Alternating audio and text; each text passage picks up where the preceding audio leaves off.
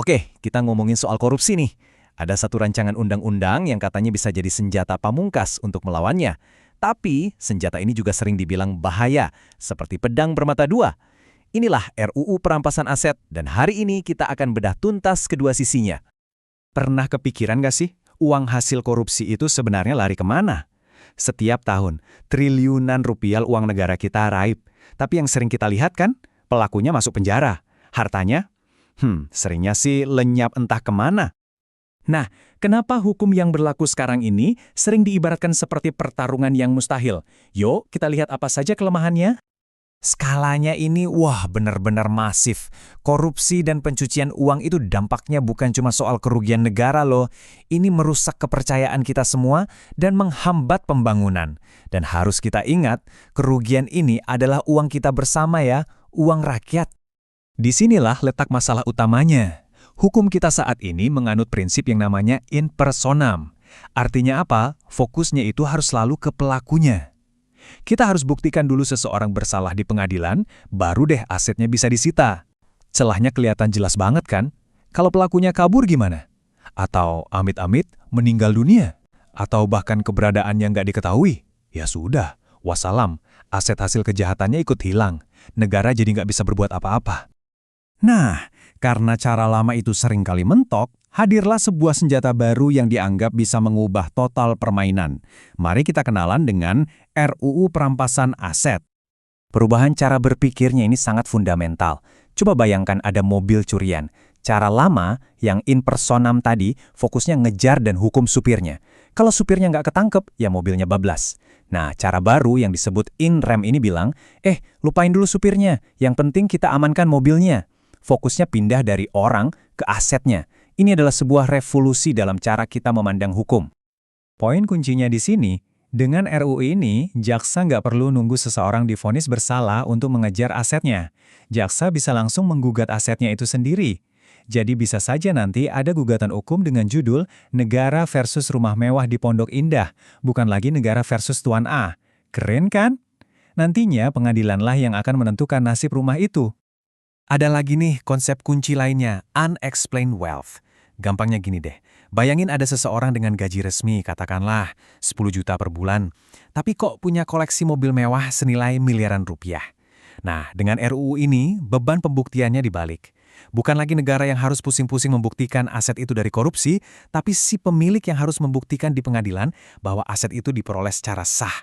Kalau nggak bisa, ya aset itu bisa dirampas. Tapi, apakah semua aset bisa dikejar? Ternyata nggak juga.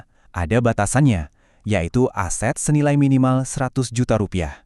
Tujuannya jelas, biar aparat penegak hukum nggak disibukkan dengan kasus-kasus kecil dan bisa lebih fokus mengejar ikan-ikan kakapnya. Konsepnya kedengaran kuat banget ya, tapi gimana sih cara kerjanya nanti di dunia nyata? Mari kita coba ikuti alurnya, langkah demi langkah. Jadi, prosesnya dimulai dari penelusuran, di mana polisi atau KPK menemukan aset yang mencurigakan. Mereka kemudian bisa meminta PPATK untuk membekukan rekening terkait. Setelah ada izin dari pengadilan, aset itu disita sementara. Puncaknya ada di sidang, di mana hakimlah yang akan memutuskan nasib aset itu, apakah kembali ke pemiliknya atau dirampas untuk negara. Coba deh bayangkan perubahan ini di ruang sidang. Biasanya jaksalah yang pontang-panting membuktikan seseorang bersalah. Di bawah RUU ini, bebannya dibalik. Pemilik aset yang harus kerja keras membuktikan di hadapan hakim, ini loh Pak Hakim, bukti-bukti bahwa harta saya ini halal. Ini sebuah pergeseran yang fundamental banget dalam hukum kita.